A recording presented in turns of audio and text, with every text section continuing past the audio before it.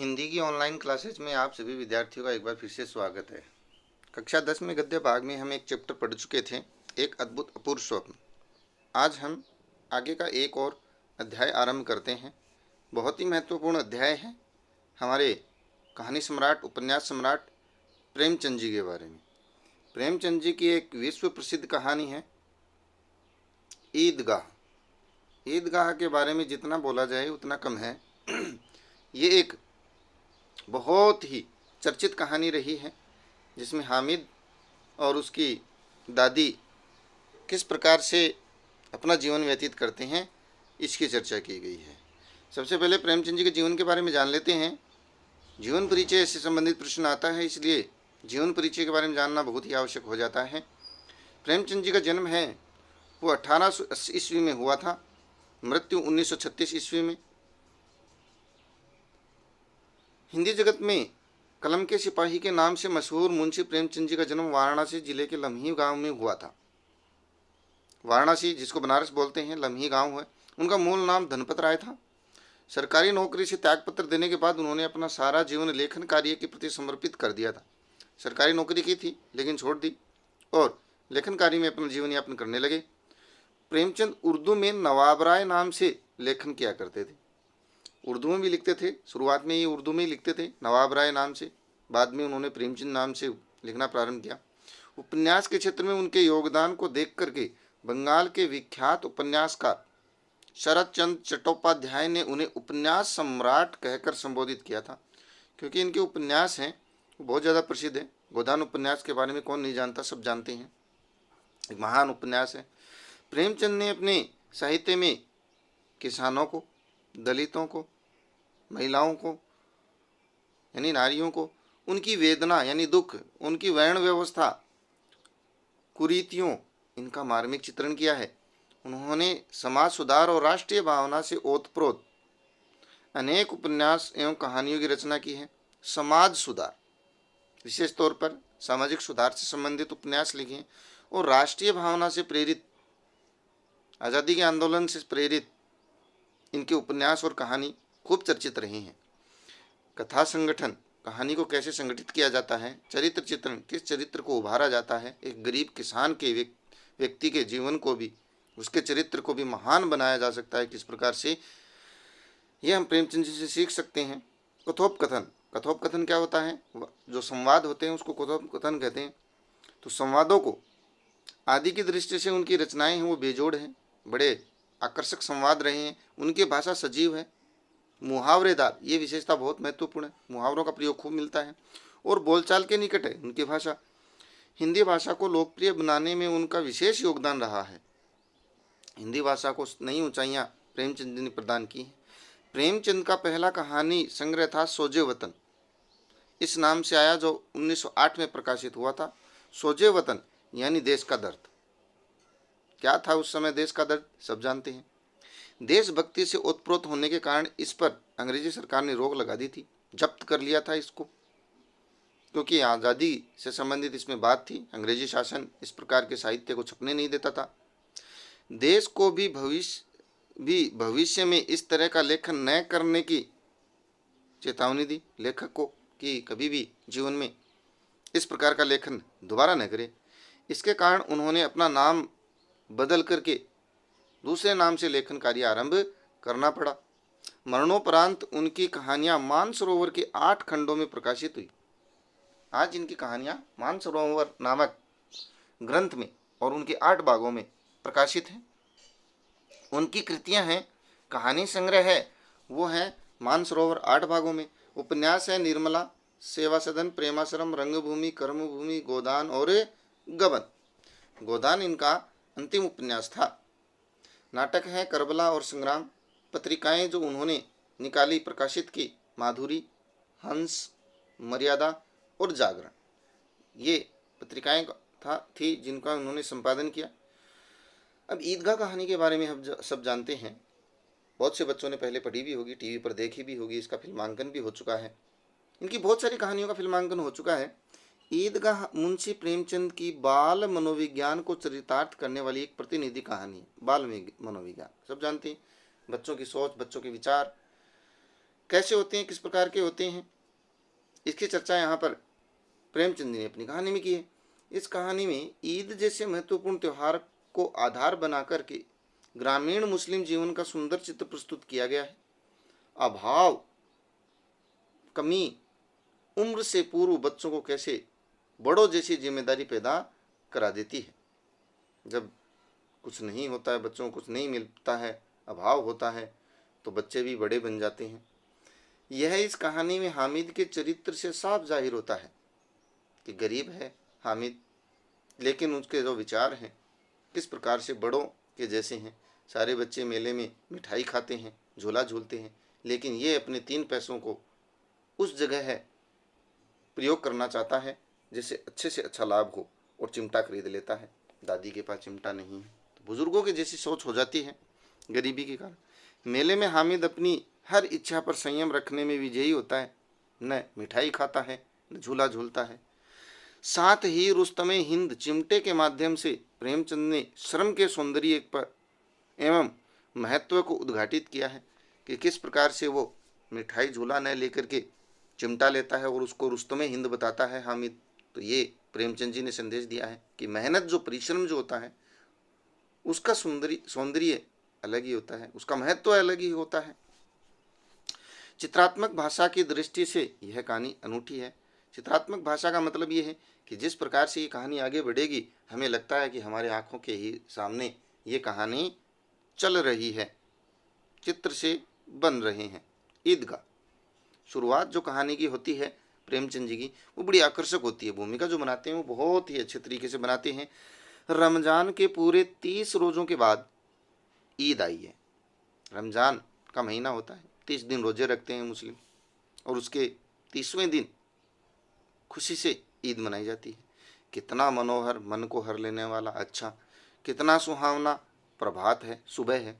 सुबह कितनी सुंदर है, मनोहर है, ईद के दिन वाली सुबह। वृक्षों पर कुछ अजीब हरियाली है। आज तो सभी लोगों का मन खुश है, इसलिए वृक्षों पर हरियाली भी सबको अच्छी ही नज़र आती है। ये स्वभाव है मनुष्य का, जब उसे उसका मन अच्छा होता है, सब कुछ अच्छा लगता है उसे। खेतों में कुछ अजीब रौनक है, आसमान पर कुछ अजीब लालिमा है। आज का सूर्य देखो कितना प्यारा है, कितना शीतल है, गर्मी नहीं बरसा रहा है सूर्य भी। चारों तरफ लालिमा, आसमान भी सुंदर मज़ेदार नजर आ रहा है, मानो संसार को ईद बधाई दे रहा हो। कौन? सूर्य। गांव में कितनी हलचल है, ईदगाह जाने की तैयारी हो रही है। ईदगाह क्या है? ईदगाह वह स्थान है जहाँ पर ईद की नमाज पढ़ी जाती है। उसी स्थान पर गांव के, शहर के लोग इकट्ठा होते हैं, तो लोग दुकानें लगा लेते हैं और वो मेले का सा माहौल बन जाता है। वहाँ पर किसी के कुर्ते में बटन नहीं है, पड़ोस के घर से सुई धागा लेने दौड़ा जा रहा है वो बटन लगाने के लिए। किसी के जूते कड़े हो गए हैं, कठोर हो गए हैं, उनमें तेल डालने के लिए तेली के घर भागे जा रहा है। बच्चों में उत्साह ही अलग होता है, बड़ों में भी उत्साह अलग होता है। ईदगाह जाने के लिए सब कुछ अच्छा, नए कपड़े होने चाहिए, जूते अच्छे होने चाहिए। जल्दी जल्दी बैलों को पानी सानी दे रहे हैं कि जल्दी जल्दी से खाना चारा पिला दो इनको, फिर चलते हैं। ईदगाह से लौटते लौटते दोपहर हो जाएगी ना, तो इनको भोजन कौन देगा, इसलिए पहले ही इनको पूरी तरीके से भरपेट खिला दो। 3 कोस का पैदल रास्ता, आजकल तो गाड़ियां हैं, लेकिन पहले पैदल जाते थे, वो भी 3 कोस। फिर सैकड़ों आदमियों से मिलना, भेंट करना, ईद की मुबारकबाद देना। दोपहर के पहले लौटना संभव नहीं है ना, दोपहर के पहले लौटना असंभव है, लौट नहीं सकते हैं। लड़के सबसे ज़्यादा प्रसन्न है, किसी ने 1 रोज़ा रखा है, वह भी दोपहर तक का, किसी ने वह भी नहीं, ईद के दिन नहीं रखते हैं। लेकिन ईदगाह जाने की खुशी उनके हिस्से की चीज़ है। सबसे ज़्यादा खुश तो नज़र आएंगे बच्चे ही, वो ईदगाह जाने के लिए।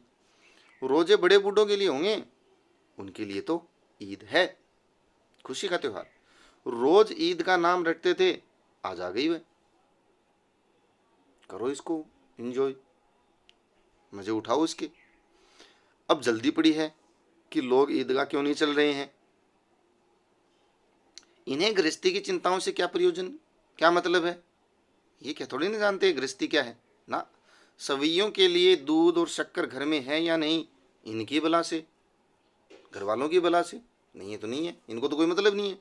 ये तो सवैयाँ खाएंगे, सवैयाँ एक भोजन होता है, स्नैक्स जिसे बोलते हो आप, ये मीठे बनाते हैं, दूध में डाल के बनाते हैं। सवैयां तो ये खाएंगे ही। वह जाने, वह क्या जाने कि अब्बा जान को क्यों बदहवास हो रहे हैं, परेशान हो रहे हैं। चौधरी कयामत अली के घर दौड़े जा रहे हैं पागल से कि घर में सवैयां नहीं है, दूध नहीं है, शक्कर नहीं है। कयामत अली के पास जाएंगे, गिड़गिड़ाएंगे, 2 पैसे मिलेंगे तो घर में व्यवस्था होगी। ये इन बच्चों को थोड़ी ना पता है। उन्हें क्या खबर कि चौधरी आज आंखें बदल लें तो सारी ईद मुहर्रम हो जाए। मुहावरा है, ईद मुहर्रम हो जाना, खुशियों का मातम में बदल जाना। मुहर्रम दुख का त्यौहार होता है, शोक का त्यौहार होता है, ईद खुशियों का त्यौहार होता है। तो अगर चौधरी जी आज पैसे न दें तो सारी ईद क्या हो जाए, मुहर्रम हो जाए, खुशियां हैं वो मातम में बदल जाएं। उनकी अपनी जेब में तो कुबेर का धन भरा हुआ है, उनके पॉकेट में तो खूब पैसे हैं, कुबेर का जैसे खजाना। बार बार जेब से अपना खजाना निकाल कर गिनते हैं और खुश होकर के फिर रख लेते हैं सारे पैसे। महमूद गिनता है 1 2 12 10 12, उसके पास 12 पैसे हैं। मोहसिन के पास 1 2 3 8 9 15 पैसे हैं। इन्हीं अनगिनती पैसों में अनगिनती चीज़ें लाएंगे, इन अनगिनत पैसों से अनगिनत चीज़ें लाएंगे। खिलौने भी लाएंगे, मिठाइयाँ भी लाएंगे, बिगुल भी लाएंगे, बिगुल यानी बाजा जो बड़ा बजता है, गेंद भी लाएंगे और न जाने क्या क्या लाएंगे। और सबसे ज़्यादा प्रसन्न है हामिद। अब आप बच्चे आज के समय में कहोगे सर 15 पैसे में 12 पैसे में क्या क्या सामान आएगा। उस समय 12 पैसे खूब थे, उन पैसों से सब कुछ आता था, क्योंकि ये बहुत पुरानी कहानी है, आज़ादी से पहले की भी। तो इन पैसों का बड़ा महत्व था। अब हामिद सबसे ज़्यादा प्रसन्न है। कौन है? वह है 4-5 साल का एक गरीब सूरत का दुबला पतला लड़का, जिसका बाप गत वर्ष हेजे की भेंट हो गया। ये याद रखना है, हामिद के बारे में, उनके जीवन के बारे में, उनके माता पिता के बारे में याद रखोगे तो ही फायदा है, प्रश्न में पूछे जा सकता है। तो हामिद का पिता किससे मरा? हेजे से। उसकी माँ न जाने क्यों पीली होती होती एक दिन मर गई, तो उसकी माता पीलिए से मरती है। किसी को पता न चला क्या बीमारी है, उस ज़माने में पता चलता ही नहीं था, क्योंकि चिकित्सा सुविधा नहीं थी, मर जाते थे लोग, बीमारियों का पता चलता नहीं था। कहती भी तो कौन सुनने वाला था, दिल पर जो कुछ बीतती थी वह दिल में ही सहती थी, और जब न सहा गया तो संसार से विदा हो गई माता जी हामिद की। अब हामिद अपनी बूढ़ी दादी अमीना की गोद में सोता है और उतना ही प्रसन्न है। उसके अब्बाजान रुपए कमाने गए हैं, शायद अमीना ने उसको बता रखा है। जब वो पूछता है कि मेरे पिता कहाँ हैं, तो ये तो बता नहीं पाती हैं कि इस दुनिया में नहीं है, कह देती है कि पैसे कमाने गए हैं। बहुत सी थैलियाँ लेकर आएंगे पैसों की, खजाना लेके आएंगे। अम्मी जान अल्लाह मियाँ के घर से उसके लिए बड़ी बड़ी चीज़ें, अच्छी अच्छी चीज़ें लाने गई हैं। ये दादी ने उस छोटे बच्चे को बेचारे को समझा रखा है। इसलिए हामिद बहुत प्रसन्न है कि एक न एक दिन उसके पिता पैसे लेके आएंगे बहुत सारे, और माता जी अच्छी अच्छी चीज़ें लाने गई हैं अल्लाह के घर से। आशा तो बड़ी चीज़ होती है ना, ये बड़ी अच्छी बात कही है प्रेमचंद जी ने। आशा, उम्मीद बहुत बड़ी चीज़ होती है। और फिर बच्चों की आशा, वो तो और भी बड़ी होती है, वो और जोड़ लेते हैं उन आशाओं में। उनकी कल्पना तो राई का पर्वत बना लेती है, देखते देखते छोटी छोटी चीज़ों से, छोटी छोटी आशाओं से। हामिद के पाँव में जूते नहीं, सिर पर एक पुरानी टोपी है जिसका गोटा काला पड़ गया है, फिर भी वह प्रसन्न है, खुश है कि जूते नहीं है तो भी, टोपी नहीं है तो भी, गंदी हो रखी है टोपी, खुश है। लेकिन जब उसके अब्बाजान थैलियाँ और अम्मी जान नियामतें, नियामतें मतलब उपहार लेकर आएंगी तो वह दिल के अरमान निकाल लेगा। दिल के अरमान निकालने का मतलब इच्छाएं पूरी कर लेगा मन की। अब नहीं है तो नहीं है, लेकिन उस समय तो खूब होंगे, तब देखेगा। अब यहाँ बाल मनोविज्ञान हावी हो रहा है, मन ही मन वो सोचता है बच्चा कि अब नहीं है तो नहीं है, बाद में वो अरमान पूरे करेगा। और जब पिताजी आ जाएंगे, माताजी आएंगी, सामान उसके पास खूब होगा, चीज़ें होंगी, तब देखेगा महमूद को, मोहसिन को, नूरे को और सम्मी कहाँ से उतने पैसे निकालेंगे जितना वह निकालेगा। अभागिन अमीना अपनी कोठरी में बैठी रो रही है। यहाँ प्रश्न बन सकता है, क्यों रो रही है, क्या बोल रही है वो देखना। आज ईद का दिन और घर में उसके दाना नहीं, भोजन नहीं, अनाज नहीं है। आज आबिद होता, आबिद कौन, हामिद का पिता, तो क्या इस तरह ईद आती और चली जाती। इस भयंकर अंधकार और निराशा में डूबी जा रही थी वो, इसी अंधकार में, इसी परेशानी में डूबी जा रही है उसकी दादी अमीना। किसने बुलाया इस नालायक ईद को, निगोड़ी मतलब नालायक, किसने कहा इस ईद को आने के लिए। इस घर में उसका काम ही नहीं है, क्यों आई है ये ईद, कोसती है वो ईद को, अपने आप को। पैसा नहीं है, अनाज नहीं है, लेकिन हामिद, उसे किसी के मरने जीने से क्या मतलब। उसके अंदर प्रकाश है खुशी का, बाहर आशा है, उम्मीद है। विपत्ति अपना सारा दल बल लेकर आए, हामिद की आनंद भरी चितवन उसका विध्वंस कर देगी। ये भी बड़ा अच्छा प्रश्न है कि हामिद के पास ऐसा क्या है भाई कि सारी विपत्तियां, सारा दल लेकर के विपत्तियां अगर उसके पास आ जाए तो हामिद की खुशी उस सारी विपत्ति को विध्वंस कर देगी, खत्म कर देगी। उम्मीद, आशा कि एक दिन पिताजी आएंगे, पैसे लाएंगे, माताजी भी साथ में चीजें लाएंगी और सारे दुख नष्ट हो जाएंगे। ये उम्मीद, ये आशा की खुशी उसके चेहरे पर, विश्वास का भरा हुआ चेहरा हर विपत्ति को नष्ट कर देता है। इसलिए व्यक्ति को कभी भी उम्मीद नहीं खोनी चाहिए, आशाएं समाप्त नहीं करनी चाहिए। हामिद भीतर जाकर दादी से कहता है, तुम डरना नहीं अम्मा, मैं सबसे पहले आऊंगा, बिल्कुल न डरना। हामिद बहुत ही समझदार बच्चा है और वो अपनी दादी से जाकर कहता है कि तुम डरना नहीं, मैं सबसे पहले आऊंगा। कहाँ से पहले आएगा, कहाँ जाकर के आएगा, ईदगाह, ईदगाह से सबसे पहले आएगा। इधर अमीना का दिल कचोट रहा है, गांव के बच्चे अपने अपने बाप के साथ जा रहे हैं। हामिद का अमीना के सिवा और कौन है भाई, और वो खुद भी तो नहीं जा सकती, पिता तो नहीं है, उसे अकेले मेले जाने दे। उस भीड़ भाड़ में बच्चा कहीं खो जाए तो क्या हो, नहीं, अमीना उसे क्यों न जाने देगी। नन्ही सी जान है, 3 कोस चलेगा, कैसे चलेगा, पैर में छाले पड़ जाएंगे, जूते भी तो नहीं है ना इसके पास। वह थोड़ी थोड़ी दूर पर उसे गोद ले लेगी, खुद चली जाएगी उसके साथ। लेकिन यहाँ सवैये कौन पकाएगा अगर वो खुद चली जाएगी तो। पैसे होते तो लौटते लौटते सब सामग्री जमा करके चटापट बना लेती, जल्दी से कुछ खरीद लेती चीजें। यहाँ तो घंटों चीजें जमा करने में लगेंगे, सामान भी तो नहीं इकट्ठा कर सकती, पैसे नहीं है। मांगे ही का तो भरोसा ठहरा। उस दिन फहीमन के कपड़े सिले थे, 8 आने पैसे मिले थे। उस अठन्नी को ईमान की तरह बचाती चली आती थी इसी ईद के लिए, लेकिन कल ग्वालन सिर पर सवार हो गई थी तो क्या करती। हामिद के लिए कुछ नहीं है तो 2 पैसे का दूध तो चाहिए ही चाहिए, छोटा बच्चा है, दूध के बिना कैसे रहेगा। अब तो कुल 2 आने पैसे बचे हैं, 2 ही आने बचे हैं 8 आने में से। 3 पैसे हामिद की जेब में मेला देखने के लिए, 5 अमीना के बटुए में। यही तो बिसात है, बस यही तो खैरात है, यही तो पैसा है, यही तो धन है। और ईद का त्योहार, अल्लाह ही बेड़ा पार लगाए। सभी को सवैयां चाहिए और थोड़ा किसी को आंख को सुहाता नहीं, अच्छा नहीं लगता है। ईद के दिन तो बहुत सारा चाहिए, अच्छी चीजें चाहिए। किस किस से मुंह चुराएगी, और चुराए क्यों, मुंह क्यों चुराए, साल भर का त्योहार है। जिंदगी खैरियत से रहे, उनकी तकदीर भी तो उसी के साथ है।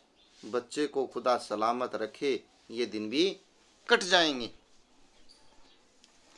इस प्रकार वीडियो लंबा न बने, इसका अगला भाग हम आगे की वीडियो में पढ़ेंगे कि किस प्रकार से हामिद है वो मेले में जाएगा, वहाँ क्या करेगा, अमीना किस प्रकार से व्यवस्था करेगी खाने की, किस प्रकार चिंता करेगी।